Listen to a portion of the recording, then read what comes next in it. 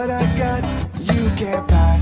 It resides between my eyes. Walked through the fire, came out better on the other side.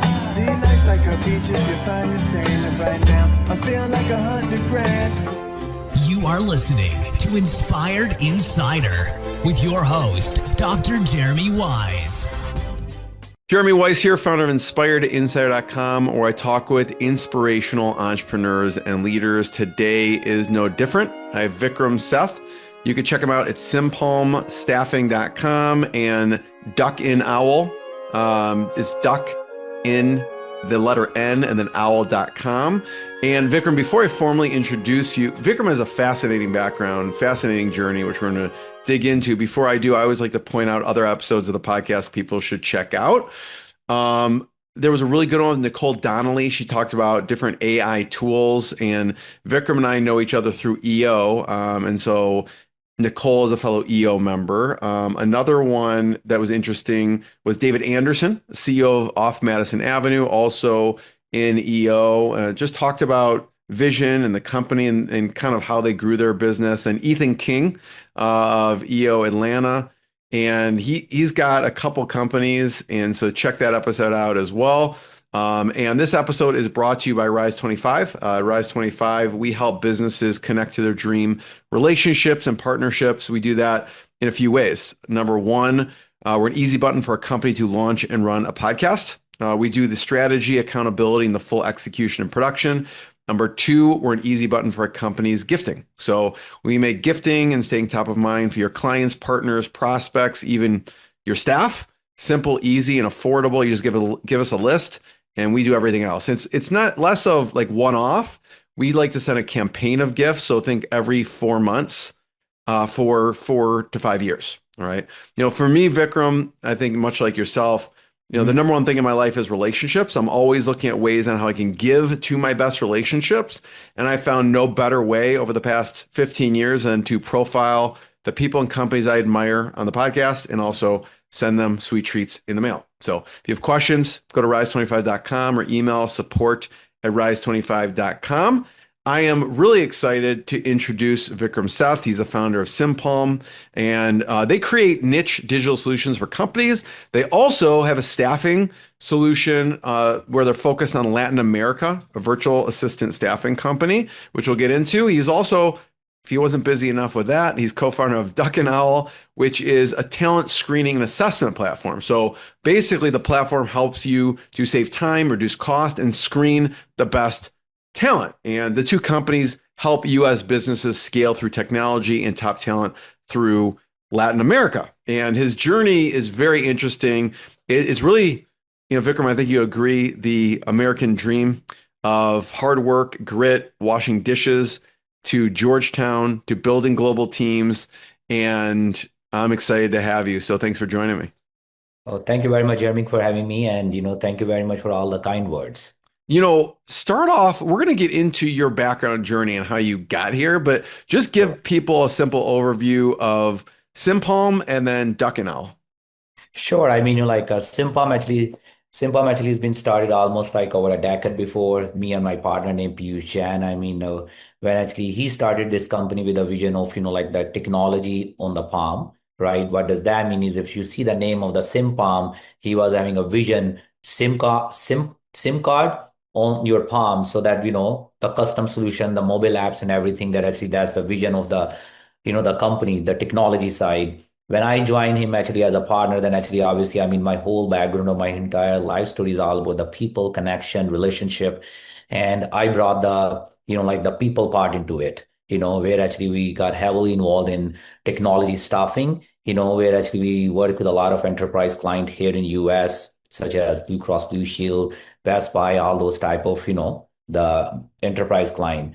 While working in the technology and staffing industry for almost like a 7-8 year, we realized that there are some issue in the process. There are some issue in actually assessing the talent as well. So then actually we ended up creating another SaaS product called Ducknowl. I guess this makes perfect sense. You're like, we have a staffing, yes, right? And we, you provide some niche digital solutions for companies. You're providing staff, and now you have to screen them. and that's you're spending a lot of time on that.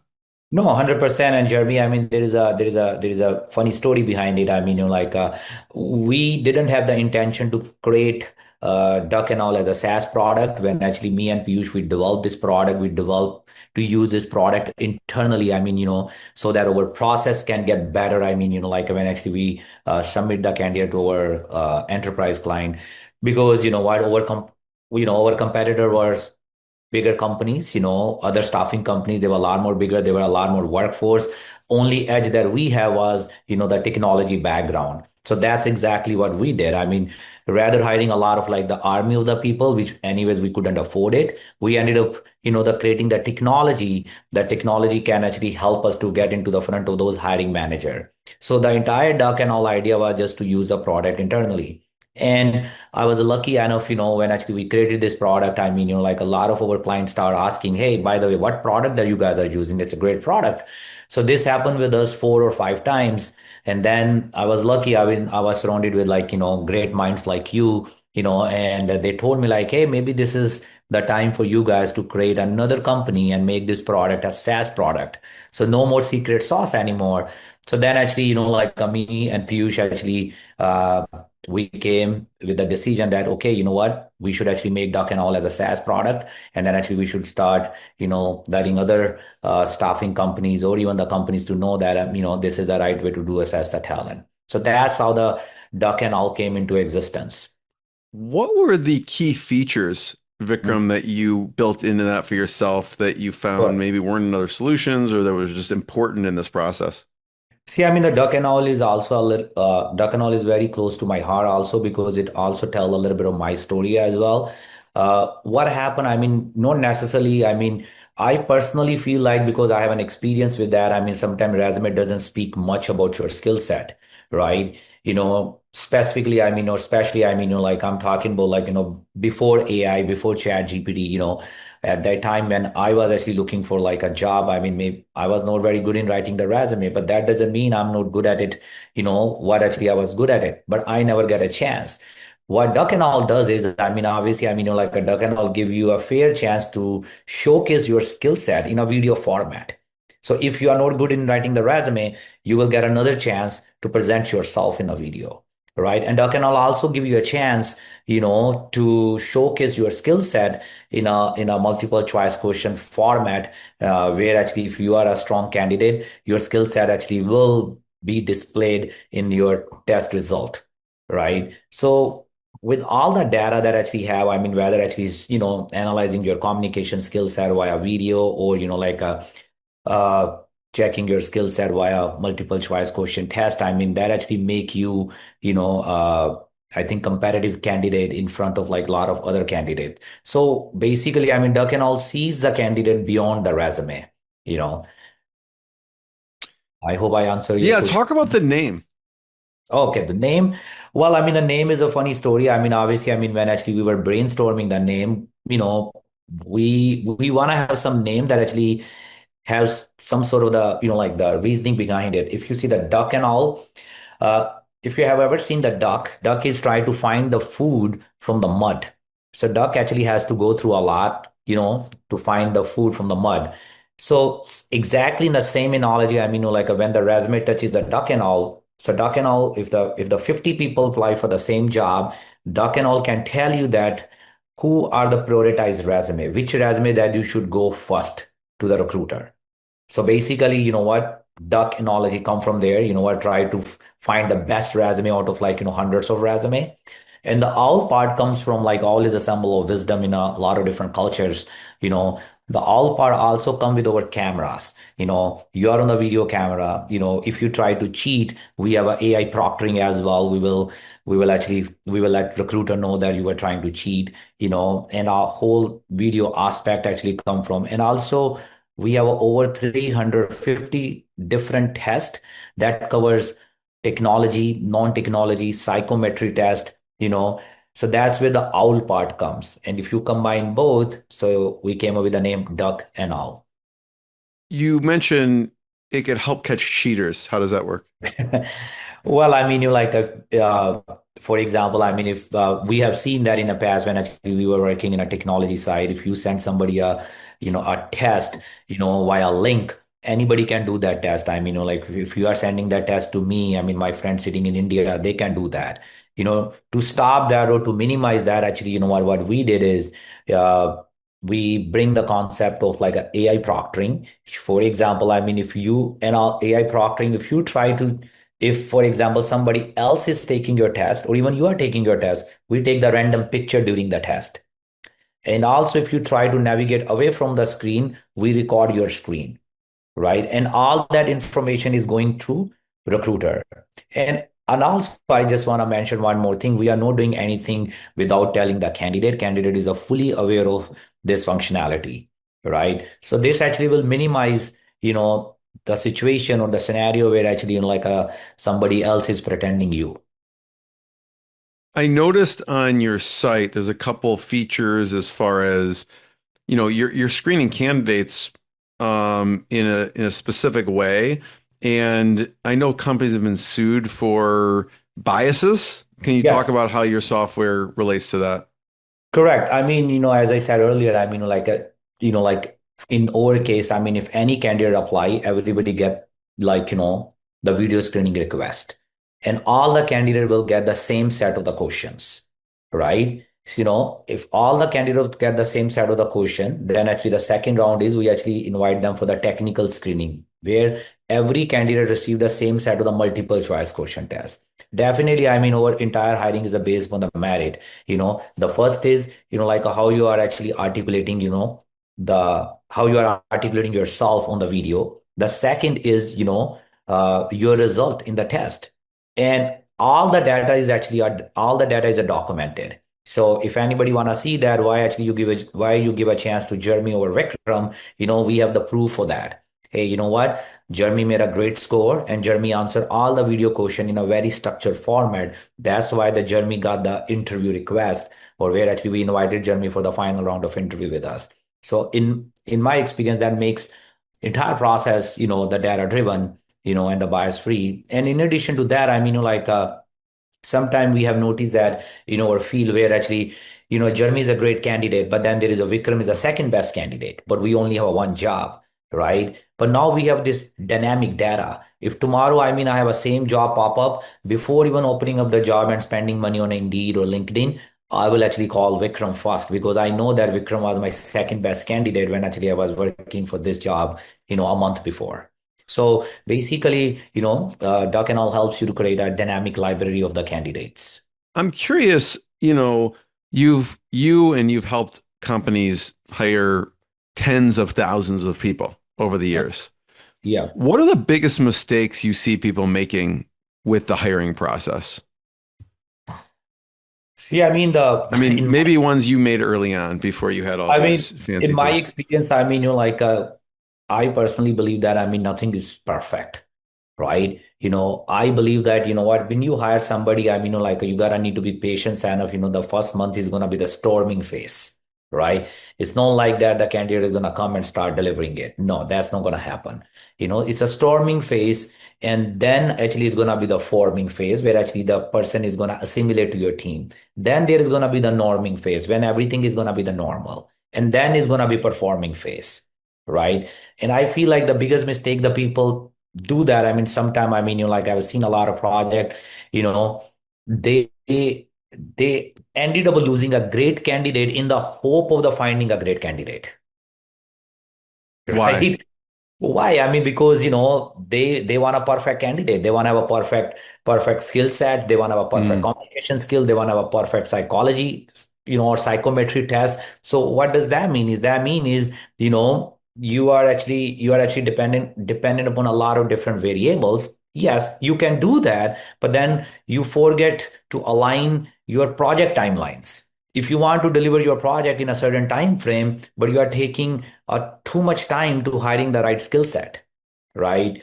And as I said earlier, I mean, but at the same time, we have a lot of clients who follow this model. I mean, where they understand that, hey, you know what, we need a right skill set, and the right amount of the attitude. They understand that there is going to be a certain part where they have to compromise, and they do that, in a hope that, hey, but the first month is going to be the storming, you know, and the performing is going to come after a few weeks, you You know. think people have really like super high expectations and need to, first train some people first?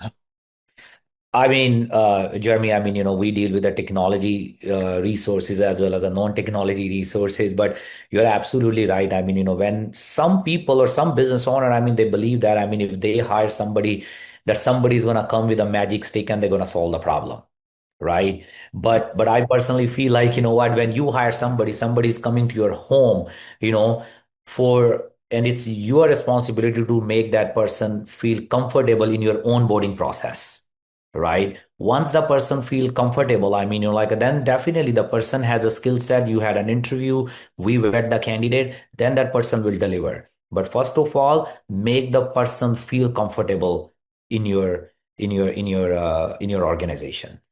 So Once onboarding is very once important. there's like, let's say you get, there's several people that come through this whole process. Maybe there's like three people. Are there certain best practices or mistakes you see? Okay, now we're actually gonna conduct a interview, right? Because Ducknowl helps kind of sift Correct. through hundreds, maybe thousands of Yeah. candidates at points, to now you're talking to a couple people. So what are some best practices when you're actually interviewing them? See, I mean, the duck and all does one thing. I mean, for example, if you are my client, right, and my team is actually sharing the duck and a result, the one thing happen, you already know the candidate. So when actually as a client, actually you go and actually start having an interview with the candidate, you think that you already know the candidate because you already have seen the video, right? You already actually know that actually in terms of the communication, how candidate was, like performing. So then actually, obviously, I mean, then actually within a 30 minutes, I mean, you will able to understand that whether you want to go with this candidate or not, because what we have noticed that, I mean, if any of our client give an interview based upon duck and all video interview plus skill assessment, 90% there is a probability they will hire the person, right? Because as you said, I mean, anyways, I mean, like our team actually has vetted the candidate, duck and all has vetted the candidate. So anyways, they're only getting two or three candidate to pick, you know, and out of the two or three candidate, if they interview any one candidate or two candidate, 90% they're going to hire either one. So that shorten the cycle. There's an example. You mentioned the storming and then forming. Yeah. There was an example where there was an unlikely recruitment process at a gas station. Yeah, I mean, because we work with a lot of business owner as well, and I think that specific example come from the retail. I mean, uh, the particular business owner own a couple of pizza store or pizza franchisee. Most of the business owner actually, I think, in my opinion, I mean, they made this mistake. I mean, try to try to become a chief of everything, right? And obviously, I mean, when actually you are in such a retail, like a business, obviously you have a lot of chaotic environment. You gotta need to order a food, you gotta need to have a logistic control, you gotta need to make sure the pizza looks good, the temperature is good, the employees in showing up. So actually this particular business owner actually, try to be everywhere, right? But also at the same time, he wanna grow 10x as well. I mean, as you know that, I mean, both are two actually the wrong assumptions. So when actually we came into the play, we told him, why don't you actually hire somebody who can actually optimize your operation? And his explanation was, I mean, like I cannot afford somebody. I mean, like in a Because six, he right? had a chain of pizza Correct. He had a chain places. of pizza, right? But obviously, I mean, he doesn't have that kind of the budget to afford somebody actually who can do that. I mean, and managing five or six different pizza store. Then actually, we actually try to explain them, what, all those tasks that actually you're telling us that can be done from anywhere. You don't need a physical person. But trust me, it was very hard actually, to convince him because he never seen that world, right? He come from like a very old school, like doing the things and, and he was not ready to actually accept that, okay, you know what, Vikram, what you are saying it, that anybody sitting from the Brazil or Argentina can do that, right? And then we told him, why don't you try somebody that actually we actually suggested them for 30 days, and you don't need to pay us anything. If nothing works, it's all on us, right? And trust me, I mean, after 30 days, this guy come to me and said, like, Vikram, can I actually have one or two more people like that? What Right? were they doing?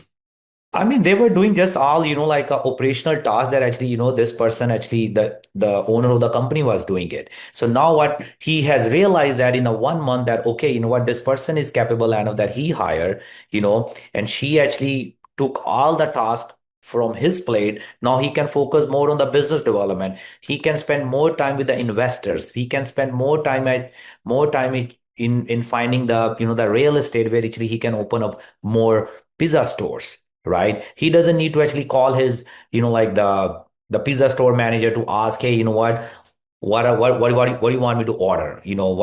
What grocery you need? Because this person is already doing all those tasks, right? How did that person find you? It's kind of random. I always picture technology businesses, Uh-huh. working with you or, those type of companies like software, because I know you Correct. have developers and place developers in other various positions. How did a pizza owner find you? Well, I mean, the pizza owner find me, that's interesting. I mean, like the pizza owner find me, I mean, through some references, as I said, I mean, like, I have another actually, the client actually who owns a lot of like a gaming parlors, as you can see, a lot of gaming parlors. I mean, so obviously the gaming parlor has some pizza concept. I mean, because they have a little pizza shop and then the gaming machines and all that, we actually work with them and we develop a platform called Bamboo Rewards. And they were friends together. And, I think over the drinks, I think they talk about, I mean, how they actually optimizing the resource and actually, like making sure that, like there is a, like enough amount of the delegation happen. And that's how actually, over another client actually help us to connect with this another retail pizza store owner. I want to get into your journey a little bit and talk about a little bit where you grew up and then what brought you to the States. That's a very good question. I mean, like first of all, I born and raised in India. I mean, I come from like a city called Amritsar. Most of the people, I mean, most of the people know probably Amritsar is the city of the Golden Temple. If you know a religion, I mean, one of the religion named Sikhism actually founded actually in Amritsar. So I born and raised in Amritsar. I did my, undergrad. Uh, in Amritsar. But now the second question that you ask, how did I came in United States? Well, while growing up in India or while even doing my education, I mean, I have no plan to come to United States, right? Because I come from a very different background. I mean, like I always used to tell people, I mean, when you grow up in certain circumstances where you were told to dream. I mean, coming into United States is a big dream. So I was told, I don't have a right to dream above my means. And I come from a blue collar family. And as you know that, I mean, when you actually born and raised in a country like India, I mean, you are destined to be a laborer, right? So there was no question of there was not even a 1%, like a 1% actually, there was not even a 1% chance of me coming to United States. So me coming into United States is all accidental. I would say like that was my destiny and I ended up coming over here. What was the first step? It sounds like from when you're telling me the story, there's no chance of you coming here, but you did. So what was the circumstance? Well, the circumstance was, I mean,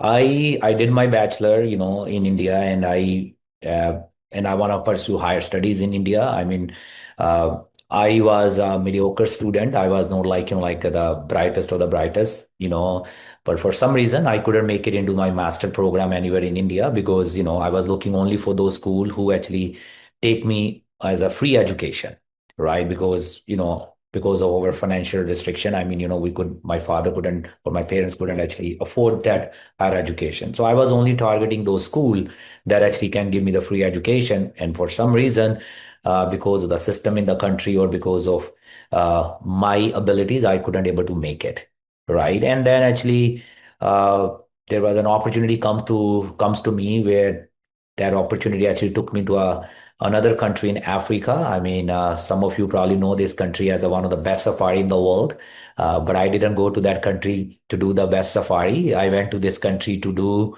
a work, and the name of the country is Tanzania. So at the age of 2022, at the age of 22-year old, I left India and I ended up going in, Tanzania. And my door to USA actually opened from Tanzania. So I'm always grateful to Tanzania as well. I had a great experience in that country. I mean, that was the first time actually I exposed myself to a totally different culture, totally different race, and I think I was lucky enough. I mean, such an early age, at the age of 22-year old, I mean, I was able to understand the human connection, the relationship, and the power of and power of being just like a genuine human being. I mean, because a lot of stuff happened in Africa that made me to think that you know if you as a human being, I mean, you want to try to achieve something, there's a whole universe behind it who is ready to actually help you, right?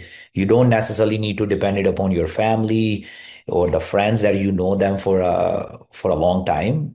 Stranger will come forward and help you. And that happened with me. That happened with me in my life. A lot of people who know me, they know my story. And how can Jeremy? I mean, a stranger can give you 15,000 USD in a year of 2000, like a six. So that happened with me. Stranger gave me 15,000 Why? USD. Why do they do that? Well, I mean, I needed them. I needed the money. I mean, that was I needed the money. I mean, to come to United States or to apply for my visa, and I borrowed 15,000 USD from them. But I returned the money. But I mean, the thing is, for me, it was a mind-boggling. I mean, me coming from a different culture, different race. I didn't born and raised in Tanzania, but somebody actually just like a stranger that I know him. Maybe last for like a 3 or 4 months, and I told him this is my problem. I really want to apply for the US visa. And actually, this person come forward and he's like, you know what? I'm here to help you out. So, so that is very human to me. That was very surreal to me. What was it like then when you came to the US? Well, I mean, that's a good question. I mean, when I came in US, I mean, think about like, like as a kid in a, like a candy shop, right? Like you come in United States. I mean, it was a mind-boggling for me to see the infrastructure in United States, right? Because I have never seen anything like that. I mean, I grew up in India. I actually ended up going in Tanzania, and now I'm actually in one of the richest country in the world, right? So think about it. I mean, like I always say this to people. I mean, like I see the world like, like India, I mean, uh, coming from the middle class country, the poorest country, and now I'm one of the richest country in the world. Obviously, I mean, everything looks great to me. I mean, and thanks to my friend, I mean, who came to pick me up from the airport, and obviously, I mean, the moment you come out of the US, the first thing you see the roads and cleanliness, and that was mind blowing to me. Describe the scene in India and then Africa compared to the US then. I mean, it's I mean, it's a very hard to describe that. I mean, but I'm gonna try my best. I mean, like I mean, for example, I mean, if you go to India, I mean, there is a lot of chaos. I mean, because obviously one of the biggest population in the world. I mean, like people are nice, but obviously there's a lot of things that are happening at the same time, right? Uh, you know, in Africa, I mean, like things are very slow. In Africa, people call this no hurry, no worry. This is Africa, right? Now in US, I mean, you just come over here. I mean, like here, you feel like everything is on like some sort of like a cruise mode, right? The cars are stopping at the light when actually they're supposed to stop, right? Everybody's following a process, very process oriented, you know. Where did you actually first land when you came here? I landed in Washington, D.C. Why there?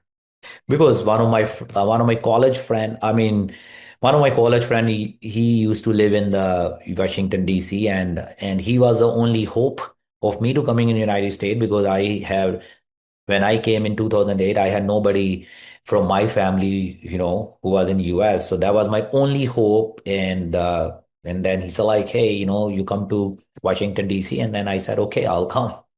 Were you coming here? Did you have something set up to do school here, or did you just come on a whim and you're like, I'll figure it out when I get there? Yeah, I just come on a whim. I just I come here as a tourist. So Yes, what but were you planning on doing? see, I mean, while It's growing so up, interesting, right? I mean, were you planning to stay indefinitely? You're just like, I'm gonna come. see, I mean, I want you to understand that, I mean, when actually you grew up outside United States, United States has always been like, land of opportunities. That's how the people see this outside United States, right? And also, I mean, as if you remember, I was always want to go for the higher education, right? So now I happen to come in United States. I have no plan. I have no family, but I have one dream that I want to go for the higher education in United States because you are in United States. United States has the best school in the world, right? So that was very like in your world. In entrepreneurial world, we call this bag, right? The big, hairy, audacious goal, right? So in my head, having no money in the pocket, I'm thinking, hey, you know what? I'm in the right country right now. I want to go for the higher education. That's all I has in my head, but I have no money in the pocket. So So, then how do you make that happen? Education is expensive when you got here. well, I mean, as I said earlier, I mean, I personally believe where there is a will, there is a way, right? And what happened in Africa, where actually the stranger come forward and acquaintance come forward to help me out. I mean, I had realized that the law of attraction, very quickly, early stages of my life. When I came over here, obviously, I mean, as when you come over here, I started working as a I started my career as a dishwasher because I couldn't find any job over here. 2008, Jeremy, that that's not the best year to come in United States, and especially, I mean, none of the retail store were ready to give any jobs. So I ended up going into as a dishwashing. I did dishwashing at that time. My English was also not very great. My English was broken, so uh, during the dishwashing, I able to learn a different culture over there because I was actually working with a lot of people from the Latin America, right? From people from the Mexico, people from Guatemala, people from Honduras, Brazil, all sort of the different people. The only one thing was common with me and with them was, their English was broken, my English was broken. Right. So we both kind of consider each other at the equal level, right? And to be honest, I mean, they were the only one who come forward and actually, and accepted me as their own first. I've been into a lot of different situations where actually uh, a lot of people from India, they look down at me. I'm sorry to say that, but most of the people who born and raised over here as an Indian American, I mean, they were making fun of my accent, right? But the people from the Latin America, they were not because even though I didn't speak People Spanish, from India were making fun of your accent? yes, 100% people who born and raised over That here. seems weird. I mean, well, I mean, there is, people people say that racism actually racism doesn't restrict only at the color level. In my experiences, racism exists at a various different level, right? Like for example, maybe I look same the way I look I, but they're probably looking at me and they're probably laughing at me. Oh, you know what? You're pronouncing this word incorrect. Then they laughed at me, right? Definitely English is not my first language, but that happened with me, uh, but not everybody's like that. But where I feel more, like a closeness, with the people from the Latin America, because as I said, maybe the commonality was I don't know the language, they don't know the language. Even though I don't speak Spanish, I don't speak Portuguese, they don't speak Hindi or Punjabi that I speak. So we used to communicate with each other with our hand gestures, with our literally, I mean, the pure emotions, the face and all that. So that bring a lot more closer to me to that culture actually, What did and you want to go to school for? then at the time at you went on to Georgetown, right?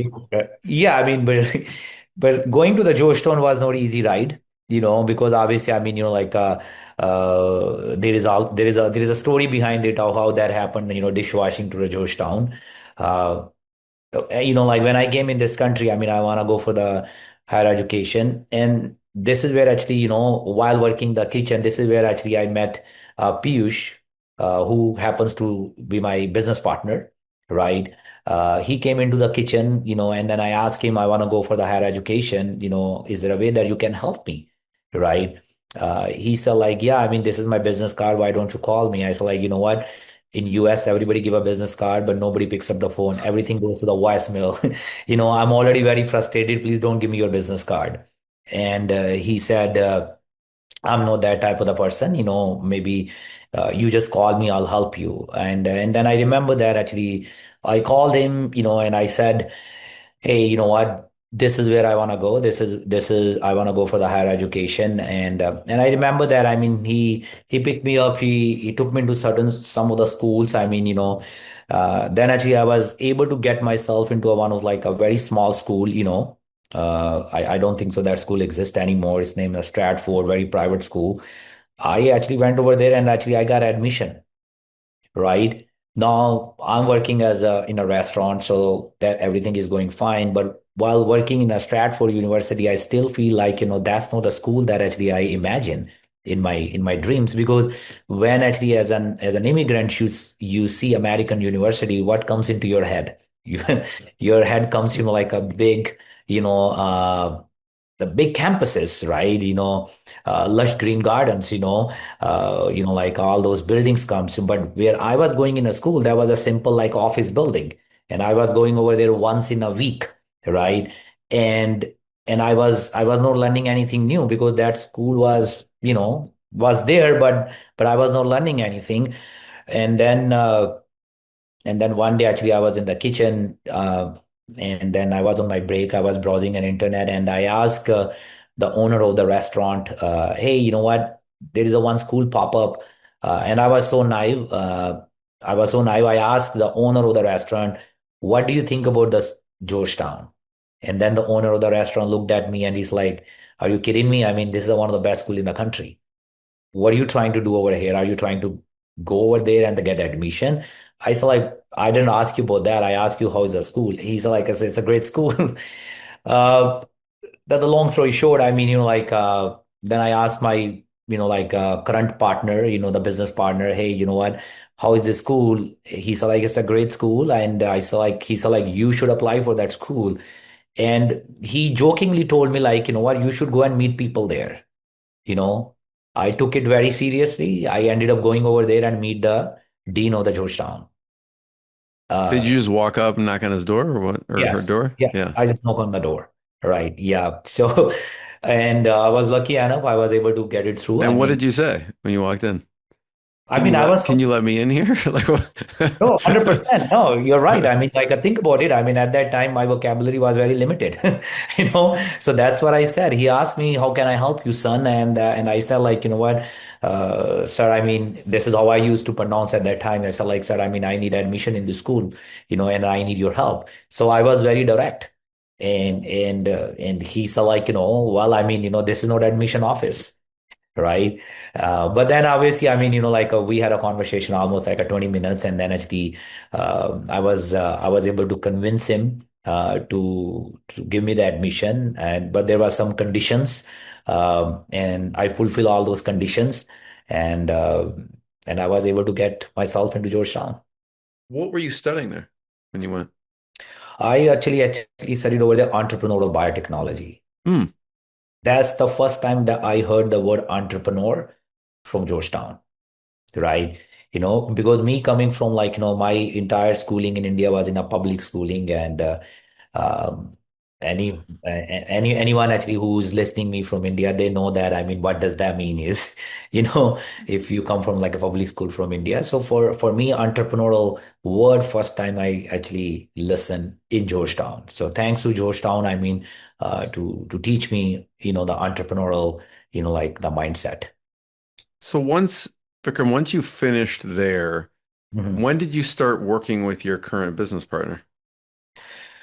Well, I mean, like once I finish over there, I mean, obviously, I mean, I was looking for a job, right? I was looking for a job actually in a pharmaceutical world or in a biotechnology world. There is a funny story also. I mean, like if you allow me, I mean, I'll happy to share that how that happened.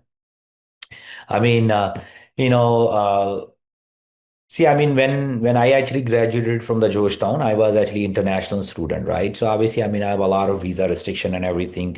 A lot of time, I mean, all these big companies, I mean, like they say that, I mean, we are open for everybody, you know, E and O, blah, blah, blah, right? But the moment you apply, your application doesn't even go to them. All those applicant tracking system, they rule you out. The moment you say that I need a sponsorship in the future, right? No call, right? Mm, Doesn't right. matter, so obviously, I mean, I didn't get any phone call.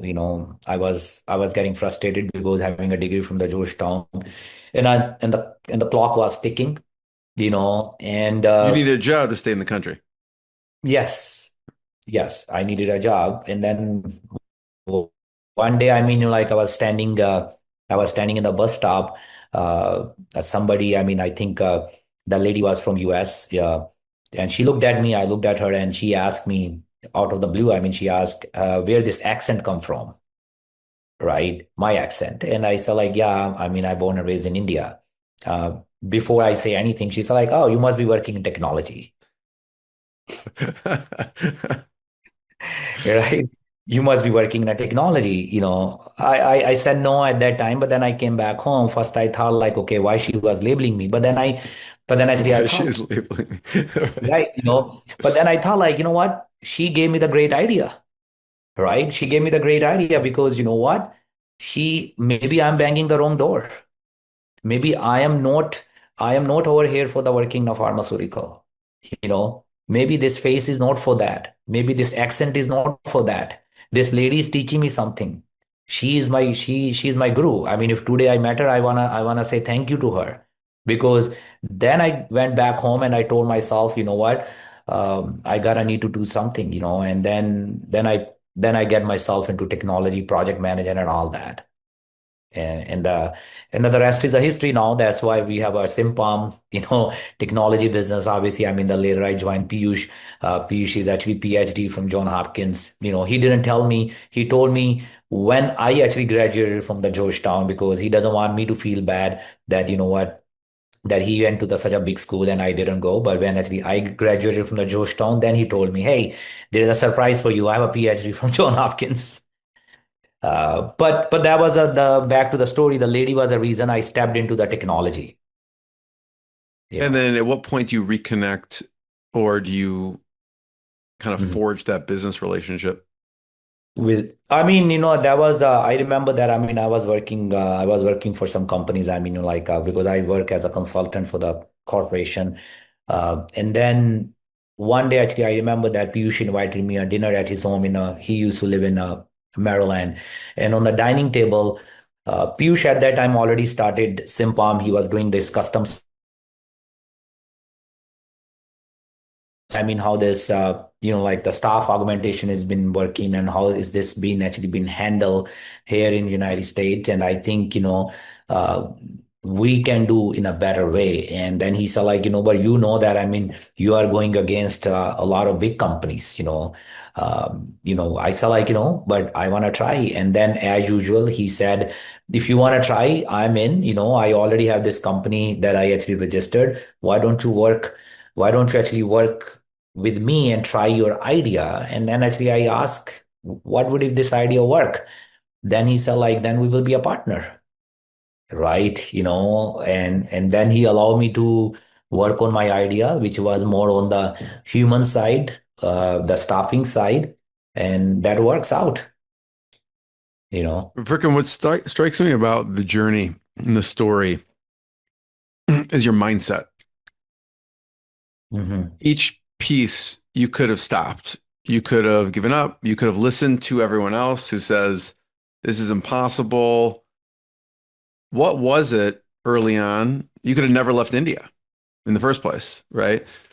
What do you think it was in you that's like, you know what? I know that I grew up in this blue collar family, but I'm going to do this other thing. I'm getting out of here to the US Mhm. or Africa or whatever it is. What was it?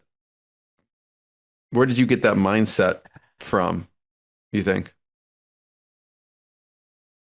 I think, I always say this necessity is a mother of invention, right? When you have nothing to lose, you have to play your card, right? I mean, for example, when I came in US, I mean, yeah, I could have actually adopted that path where actually, I could ended up actually in the restaurant industry and actually, working actually as a undocumented or working actually as a, but I saw the life of those people when actually I was living in the same home where actually all the Latin American were living. I was listening their firsthand stories, right? And then I told myself, you know what, if I wanna, and even they told me, in the Spanish that I can understand that, they told me like, what, this world is not for you. And then I told myself, if I want to live in United States, I need to go and educate myself, right? Because I don't want to have that life. And now, you know what, Chusa, like where I get this positivity, the energy, I think from the people. Because think about it, I mean, all the people, the Latin American people that I'm living with them, they have no blood relationship with me, but they have an expectation. Okay, this guy will do something different because they were watching while I'm going to the school and I'm also washing the dishing. So for them, actually, you know what? Really doesn't matter what country I come from. For them, it really doesn't matter. I mean, what religion I come from. For them, what really mattered was I am working with them in the same kitchen, and this is a guy actually who tried to do something different. So there, all the positive, the blessings were helping me in somehow that give me the power so that I can go and knock the door of the dean with my broken English. The other thing that strikes me is that you, even from getting to the US and then getting into Georgetown and further, you put it out there Mhm. and you ask, right? Yeah. You know, you just take action. You Hmm. march down, you knock on the dean's door, you ask. Probably same thing.